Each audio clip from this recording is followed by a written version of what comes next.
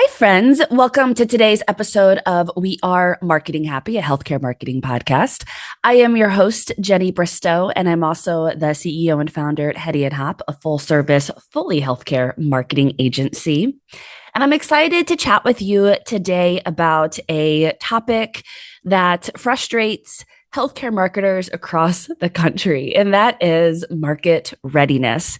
We all have had a situation where a department lead has come to an internal marketing team and has said, hey, launch a campaign quickly, get a billboard up, do some Google ads, being very prescriptive about what they want us to do.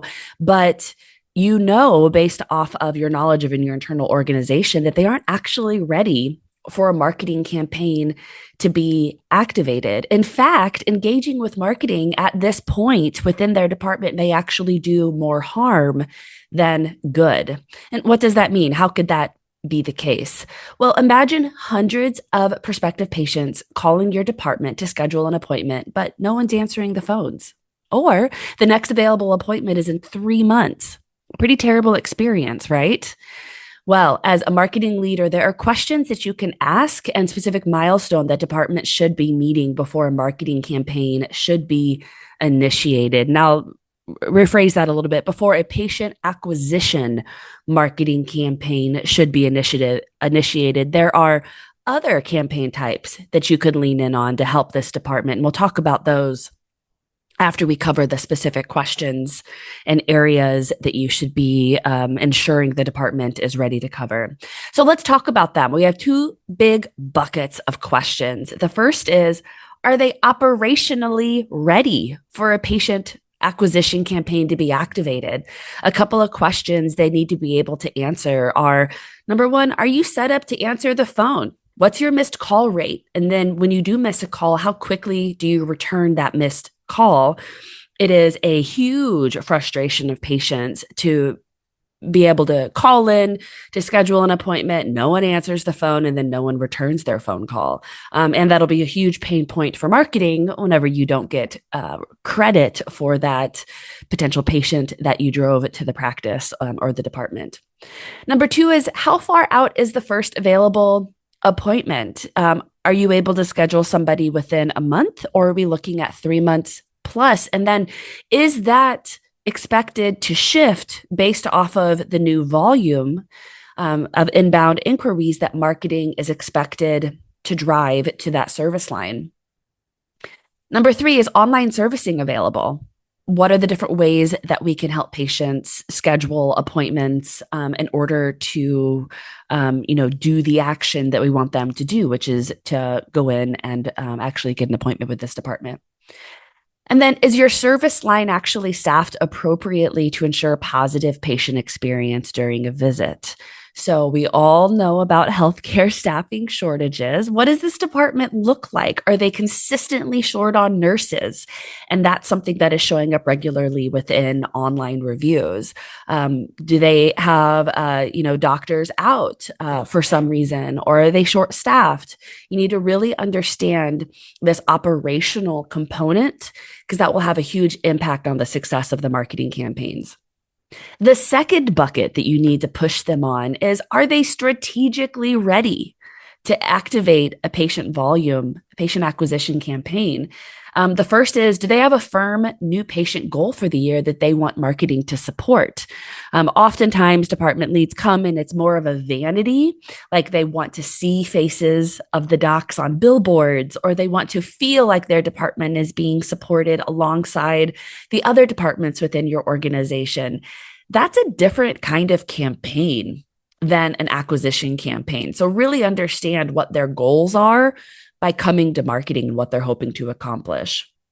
Next is, what locations or areas within the service line should marketing focus on promoting? For example, do they have specific, areas where the, OR has availability, or, they're able to get appointments in sooner rather than later? Do they have a new doc joining the team? They're able to fill that person's schedule. What should we be focusing on? On that line, what is the competitive differentiator that marketing should be promoting? We're not just going to go out and say, hey, so-and-so cardiology, come visit us. Why should a patient visit you? Especially in a crowded market, you really have to understand your differentiator and what value you're offering to the patient. And then the last and final, and of course, my absolute favorite is how should we measure and report back on success? And how can that department help us do that? So, some departments, for example, maybe they are okay the rate of inbound phone calls. Fine. Ideally, you would be able to actually get access to your EHR, or the department would be sending you regular reports, allowing you to understand the number of new patient appointments that are actually happening. That is absolutely where you want to get from a reporting perspective. And depending on your level of technology within your organization, you may require that department's assistance. So definitely something to inquire on. So in reality, what does that mean, right? You need to understand if they are operationally ready and if they are strategically ready to engage marketing.